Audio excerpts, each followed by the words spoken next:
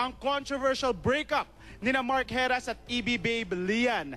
Gaano katotoo na nagdedmahan daw sila kanina sa SOP? Narito po ang buong detalye. Last week, buong tapang na inamin ng bad boy ng dance floor na si Mark na hiwalay na sila ng girlfriend na si EB Babe Lian Paz. Actually, sa ngayon, parang ganun nga po. Pero sabi niya nga, kailangan namin mag-usap para magandang closure. Hindi idinetalya ng young actor ang dahilan. Pero si Lian hindi napigilan ang pagbuhos ng kanyang emosyon sa umano'y bigla ang pakikipaghiwalay sa kanya ni Mark. Ano man po yung dahilan niya, sabihin naman po niya sa akin ng harapan, eto pa po makikipaghiwalay ka sa akin. Tama po bang gawain ng isang lalaki? Makipaghiwalay ka sa atin. Sa issue ng dahilan kung bakit sila naghiwalay, ang hinagpis ni Lian, parang siya pa umano ang binaligtad ni Mark. Ang totoo raw kasi, si Mark ang may ibang babae at ang tinuturong third party, ang kapatid ni Rian Ramos na nagngangalang Nadine. I don't want to talk about my sister kasi parang pag ako sinisiraan, I can talk about it pa eh. Pero especially pagka pamilya ko, tama na. Hindi nga ba naging gentleman si Mark sa pakipaghiwalay nito kay Lian? Gumawa lang nga ba ng dahilan ng young actor para mahiwalayan ang EB Babe? Si Mark sinagot na ang mga paratang ng ex niyang si Lian. Issues, yun lang yun. So, ngayon, yung malabas na issue ko, kung ano man yun, para sa akin, ayoko naman sa trabaho. Being the guy, hindi na magkasalita, tatahimik na lang ako.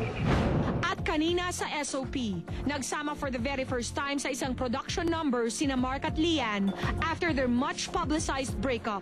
And Showbiz Central was there para masaksihan ang mga kilos ng dalawa. Puno ng tensyon sa backstage pa lang dahil walang kibuan, walang pansin ang naganap kina Mark at Lian.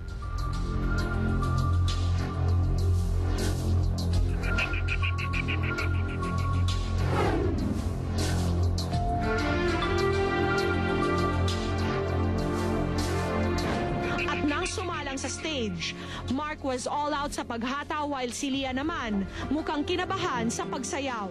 Was she tense or distracted? Matapos ang paghaharap, ano nga ba ang nararamdaman ngayon ng babaeng umano'y iniwan ni Mark? Tuluyan na nga bang napalitan ng galit ang pagmamahal niya sa binata? At paano niya haharapin ang mga isyong ibinabato sa kanya ngayon?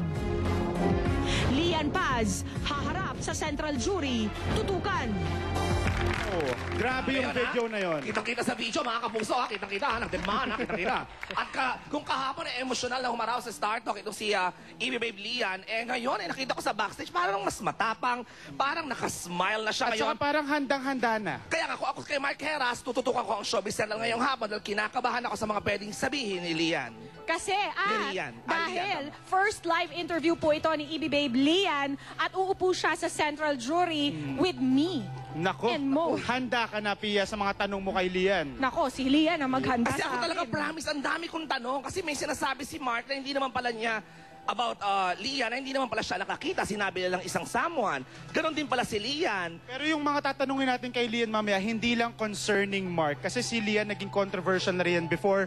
So lahat ng mga past issues niya, talagang tatanungin natin. Ay, tuduhin na natin. Total, sabi ko nga, ang pamantayan ko sa buhay, past naman na pwede nang pag-usapan. Pakitanong nyo naman kay Lian kung talagang nagpabili ba siya ng Sanrio kay Jano. Yun na. Yung mga ganong klaseng bagay. So, yung mga detalye po ng breakup nila ni Mark Heras, pati na rin lahat ng intrigang nakasama si EB Babe Lian, mamaya po sa Central Jury sa pagbabalik ng Showbiz Central.